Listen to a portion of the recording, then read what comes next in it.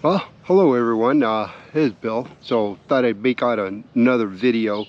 After yesterday's video, I was talking about what my plans are, and I think I left out a lot of information as far as what the possibilities are that you can do. Now, um, I'm doing just a traditional garden where you till the soil, and then I'm adding a little flair to it. I'm going to put in a cover crop, and once I have that cover crop in there, I'm not going to till it again.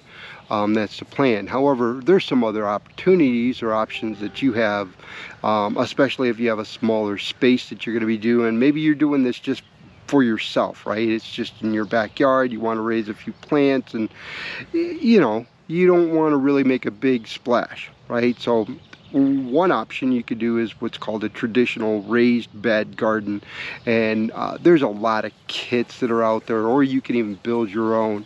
And what a raised bed garden is it can be anywhere from 12 inches to I've seen them as high as 3 feet, right? 36 inches. And it could be constructed of either vinyl or cedar, any type of wood. If you are gonna use something like that, I would definitely stay away from using galvanized metal, right? Because the zinc can leach into your soil and cause heavy metal poisoning, right? Or I would stay away from any treated wood because the chemicals will leach into your soil and won't contaminate the soil. One of the advantages of using a raised bed garden like that is you can actually have more control over the composition of your soil, right? You get to choose the type of soil that you put in there. So typically it's going to be more precise for the vegetables that you're growing in there, and you're going to have more organic matter, and you just have a lot more control that way. A second advantage is, of course, you're not bending over as much, right? Because it's raised up, so it's a little bit more difficult, or a little bit more easy, right? One of the disadvantages is it can be kind of costly, right? Some of these kits can cost, yeah, even as much as $500. I've seen them, where you get a U-shaped 16 by 4 raised bed, and you fill it up and all that stuff. So they can get a little pricey, and that's one reason why I strayed away from doing a raised bed, because one, I'm doing 4,000 square feet, so the cost would be just astronomical, even if I just built it from scratch myself. That, and as well, I want to also be able to rotate my crops. I'm going to be taking half of the lawn and gardening in, and then the next year I'm going to raise the second half. So it gives me better flexibility that way, right?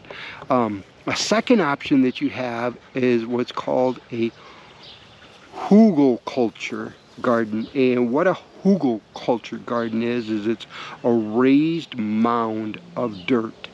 It's much like a raised garden. However, instead of using wood or steel or vinyl to contain the dirt, you're actually mounding it up much like a hill.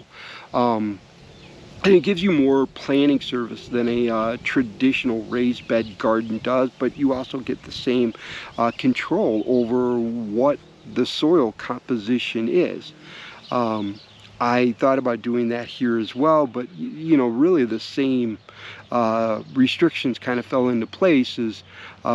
One, it's 4,000 square feet. It's just a lot of work for one person to be doing. And then there's the cost that's involved. I would have to haul in a lot more wood than I have on my place. And then there's all the topsoil and things like that. So, those are some of the options that you have available to you. You don't have to just do what I'm doing as far as just killing off your grass and then rototilling it. Some people don't even plant a cover crop. My recommendation, and really what's kind of, if you're going to follow a regenerative no-till practice, you're going to want to minimize your tilling as much as possible, right? Because again, tilling actually is the most harmful thing you can do to your soil. You're disrupting the ecosystem of the soil. So anyways, I wanted to put that out there. You have a couple options available to you as far as gardens that you might be doing. The hugelkultur garden, look that up on Google, right? It'll give you all kinds of information on how to do it. And if you're doing a really small area, you know, that might be an option for you. You do get an increased you know, area of surface that you're going to be you know, gardening, and also you get more control over the substance, the composition of your soil. Or you could do a raised bed garden.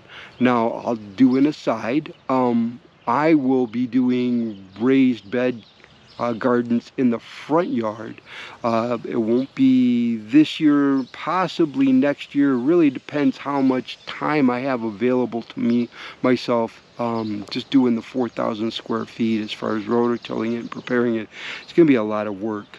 So anyways, I wanted to get that out there, just give you guys a couple more ideas as far as what you can do. And you know, by all means, please subscribe, hit that button on the channel, subscribe to the page, and you'll get all the updates that you have. So anyways, everybody have a great night. Leave comments. Love the comments you guys are leaving. It's really awesome to get that kind of support. Makes me feel good. Actually kind of inspired me to do this video tonight. So you guys have a great night, and take care. Bye.